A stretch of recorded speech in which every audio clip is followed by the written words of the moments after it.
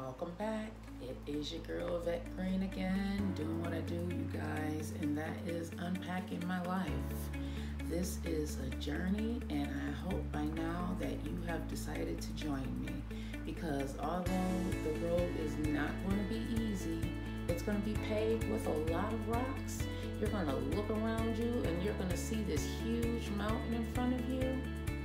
The end result, that journey of self-discovery, you guys, it's well worth it. It's well worth it.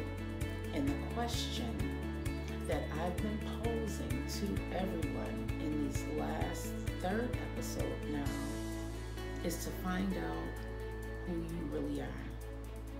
To find out at the core of all the issues, all the challenges, all those horrible experiences that you faced in your life. Find out who you really are. Because who you really are is going to determine what your future looks like. And who we really are is not based on those horrible things that have happened to us. That's not who we are. Those are just situations that have played out in our life. Those are just strength building exercises that hurt us deeply. But that's not who you really are. So as I am unpacking, you guys, and if you've been on this journey with me, and if you haven't, that's okay. You can come along now. It's never too late to start this process. It's never too late. I am 44 years old, and I have been on this journey for 2 years, dedicated to my journey, I should say. I've been on this journey for a lot longer than that, but dedicated to finding out who I am. I've been on this for 2 years now. For me, it started in 2018. And I must say that every day I feel like I'm turning over a new leaf, because I never know what to expect. I never know in this unpacking what I'm going to uncover. So it's exciting, you guys, and yes, sometimes it is challenging. There's going to be days where you don't really want to unpack those feelings because you've been hiding them in the back of your head. You don't want to acknowledge them because they hurt that bad. To think about it, it may bring a tear into your eye. You may even drop some tears, you guys.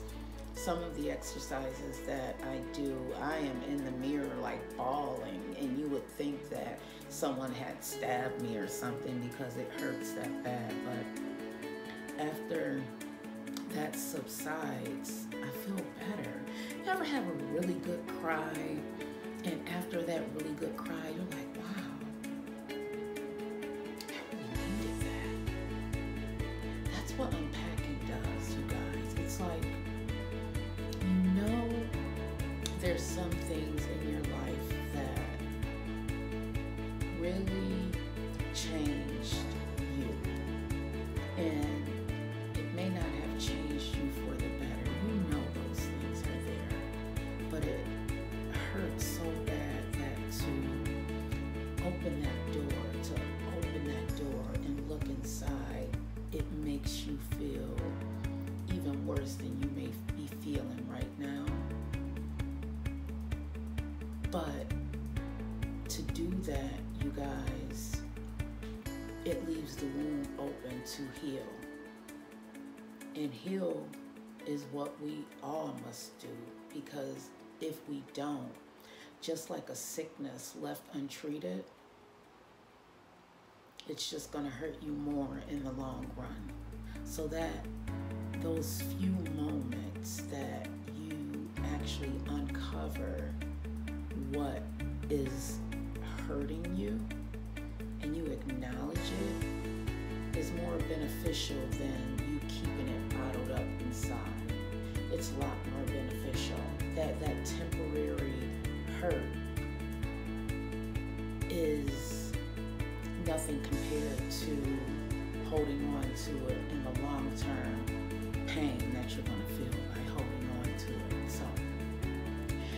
as I was unpacking, I was talking about relationships and the type of relationships that we get into and why last week. And if you haven't checked out the podcast or my YouTube, make sure you go back and listen to those, because I'm structuring this so it leads up to, I just want to make sure that everyone can understand this unpacking process and what it entails and how beneficial it really is. So I was talking about relationships, and part of my unpacking, you guys, I had to look into the types of relationships that I found myself in. And I knew a while ago why I was attracted to a certain look of a man.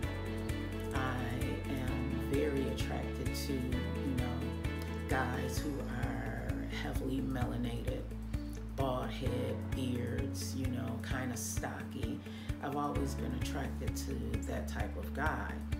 And I know that it's because that's how my grandfather looked. My granddad was bald, had the beard, mustache, and that's what I'm attracted to. And when I unpack, I know that that's why, because I didn't grow up with my biological dad in my life.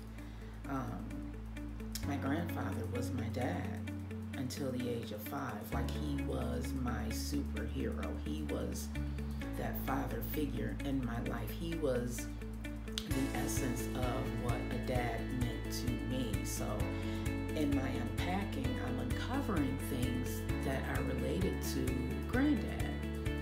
So he was very, very affectionate. I remember sitting on his lap and, just being all up under him. I would give him kisses, and I can sit and I can remember how his beard felt up against my face. And I can remember in the wintertime him coming into the house, and his beard would have it would be kind of frozen, and then once you get in the house, it has to melt, so he would have liquid coming down his face, and so I remember all of that. And I am so affectionate, and I love being up under my man when I have one. I love being all up under him. Like, I would be sitting on his lap. And I know that's because that's how my granddad was, and my granddad was also a provider. So in my relationships, I look for certain characteristics in a man, and those are some of them. I look for a man to be dominant, because granddad was definitely dominant. When I hear stories about my grandfather, he was the man. He was the man of the house. My granddad was raising kids. He was born in 1913, so you can imagine just how dominant he was. So I look for those characteristics in men, or I should say, I used to look for those characteristics in men to what I felt was strong, because that's how my granddad was. My grandmother didn't have to work. She was a housewife. So those are the type of men that I was looking for. And when he died, when I was 5, I no longer had that relationship. So I dealt with abandonment issues, and I didn't even realize this, you guys, until I started unpacking my life. It was like, aha. And I talked to you guys last week about those aha moments, because it's like, wow, that's where that came from. And I realize now that one of the reasons I took my separation so hard is because I felt abandoned. Like, I felt like, okay, this man, he was what I was looking for in a relationship, because he had a lot of the same characteristics that my granddad had, even the look, dark skin, beard, the bald head, that dominant figure in my life. And then when he was no longer there, it was, I felt that abandonment again, and that came from those abandonment issues that I picked up as a young girl when my grandfather died. When he died, I can remember being so devastated, you guys. Like, my uncle had to literally pick me up because I was trying to get in the casket with him. Like, it was that bad. I felt like my whole life had crumbled. Like, my granddad was my person. And to have him gone, it really hurt me. And I guess I didn't realize just how much it affected me until I got older and started unpacking my life. But it truly affected me, and it paved the course of my relationships with men from that day forward. So after my grandfather passed, I no longer had a man in my life that was a father figure in that way that granddad was. You know, that man that would pick me up and put me on my lap and just do those things that fathers do with their daughters. You know, fathers are like these huge superheroes. They're the girl's first man, if you think about it. You know, they're that man in the woman's life, in that young girl's life, that she's going to hold against every man that she meets and decides to get into a relationship with. And when you don't have that anymore, I'm sweating, I'm always sweating on my nose, you guys. When you don't have that anymore, then you start to seek that in other people. And that's why we get into some of these relationships unknowingly looking for that figure in our lives. And with men, when you get into a relationship with a woman, a lot of times you expect them to be like your mom is, or if your mom was not in your life, then you're never going to trust that she's going to be there for you. And if a lot of times with men as well, the women that dog you when you haven't had your mom in your life, those are the women you tend to want in your life because you're used to your mom leaving you. So you kind of reenact your mom leaving you with that woman. You kind of put them together in your head like, my mom is supposed to love me. I know she loves me deep down, and this woman loves me, and she's trying to leave me, and I don't want her to leave me. You guys, much of what we do is based on our experiences, and even the hurt, we will hold on to that because it's what we know, and we'll hold on to that like a shabby blanket, refusing to let go. So even that hurt that we've experienced, you guys, we have to heal from. We have to give ourselves permission to say, you know what? That is not healthy for me. This is not a healthy relationship for me. I've got to let it go.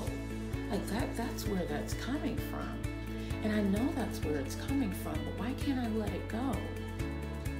Why can't I let it go?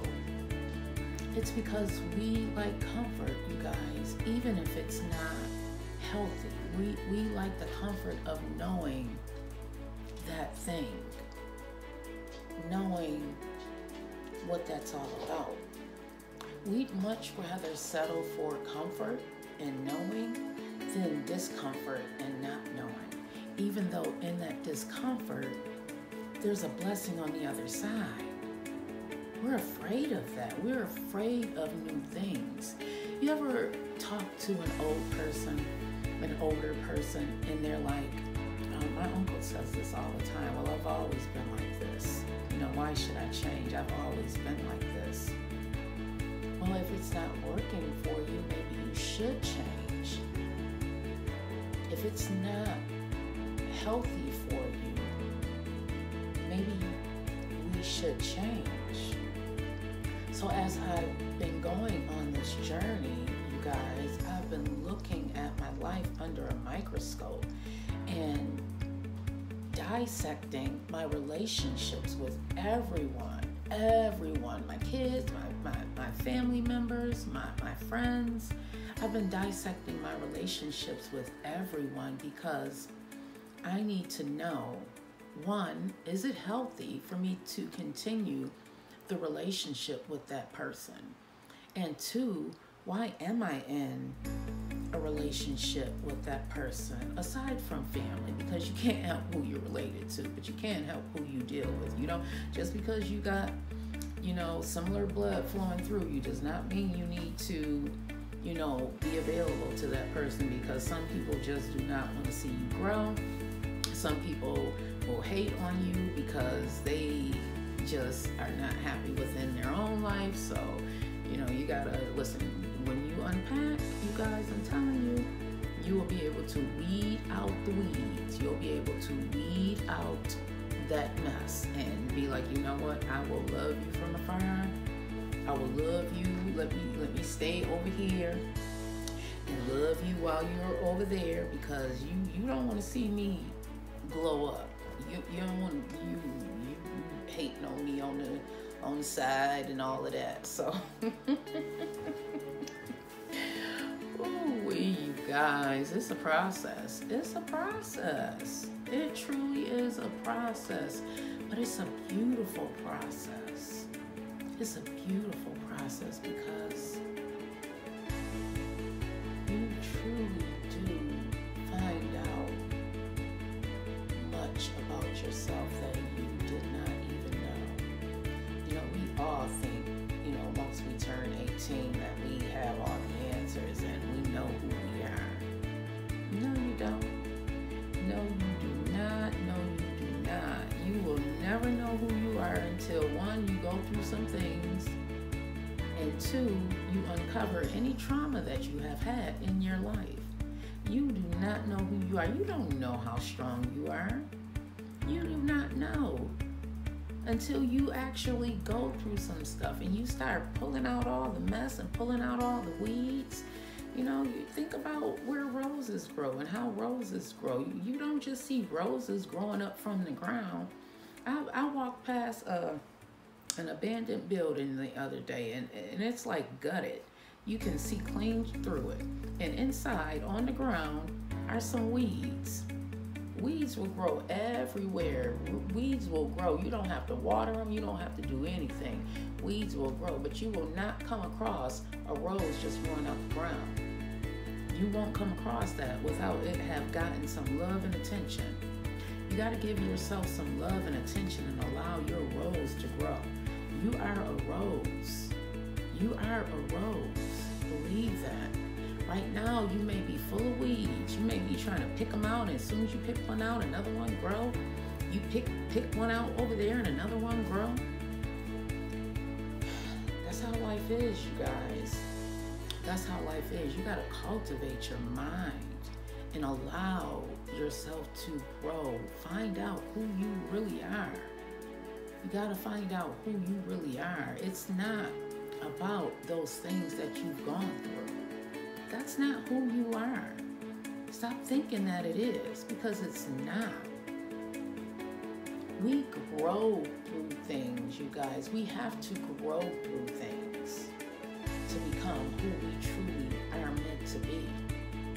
If you have kids, I'm pretty sure you have that one child who just says what they want to say. I can remember when my baby girl was young, I used to have to tell her, you gotta think before you say something, because she would just say the first thing that popped in her mind. And she's still like that, and I used to tell her, don't just say that. Now it's like, no, let that child be a child. Don't be disrespectful, but let that child say how they feel, because we stunt our own growth and we stunt our children's growth by not letting that child be who they really are. We stunt our own growth by diminishing our light because we feel as though we're going to be ostracized, or we feel as though we aren't going to be accepted because we're different, right? We're different, but are we different, or are we just who God meant us to be. I mean, think about it. How many times do you get around certain people and you're like closed off? You feel like you can't be yourself because you feel like they're going to judge you. How many times do you do that? Probably all the time. All the time. Try this. This is what I'm going to leave you with. The next time you're around a group of people, tap into that inner child. Think about that inner child, that little girl or little boy you were before those things happened to you. Tap into that and be that person and see how you feel afterwards.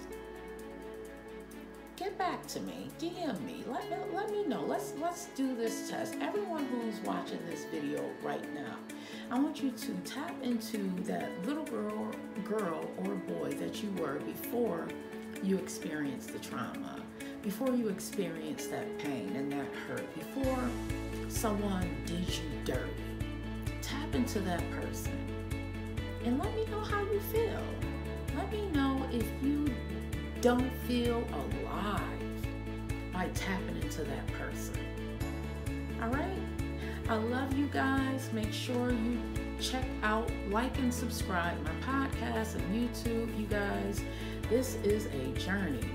It's a journey of self-discovery. It took me a while to get on this journey, but now that I'm here, I am not getting off my path. Say what? Say what? I'm not getting off my path. Say what? Say what? Don't get off your path. I love you guys.